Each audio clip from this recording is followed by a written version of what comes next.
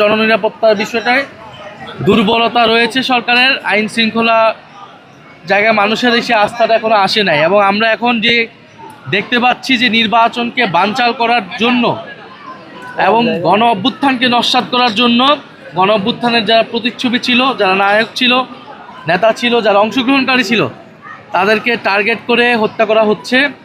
এবং এটি ওসমান হাদির উপর হামলার ঘটনায় পুরা জাতি দেখেছে।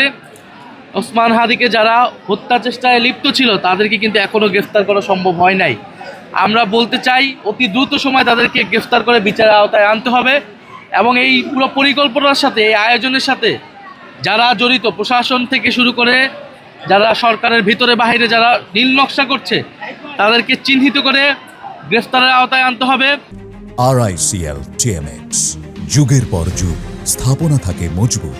এবং আমাদের ফ্যাসিবাদ বিরোধী জাতীয় ঐক্য বজায় রাখতে হবে। আমরা দেখছি এই ঘটনাকে কেন্দ্র করে রাজনৈতিক দলগুলো একে অপরকে দোষারোপ করছে। আমরা মনে করি এই সময় আমাদেরকে এই জায়গা থেকে সরে এসে একটা ন্যূনতম একটা জাতীয় ঐক্য আমাদের মধ্যে রাখতে হবে। আমাদের মধ্যে বিভক্তি থাকলে ফ্যাসিস্ট শক্তি সেটা থেকে সবচেয়ে বেশি সুবিধাপ্রাপ্ত হবে। ফলে আমরা চাই যে নির্বাচনের সুষ্ঠু পরিবেশ বজায় রেখে আমরা এই যে গণতন্ত্রের যাত্রা, সেই যাত্রাকে অব্যাহত রাখতে চাই।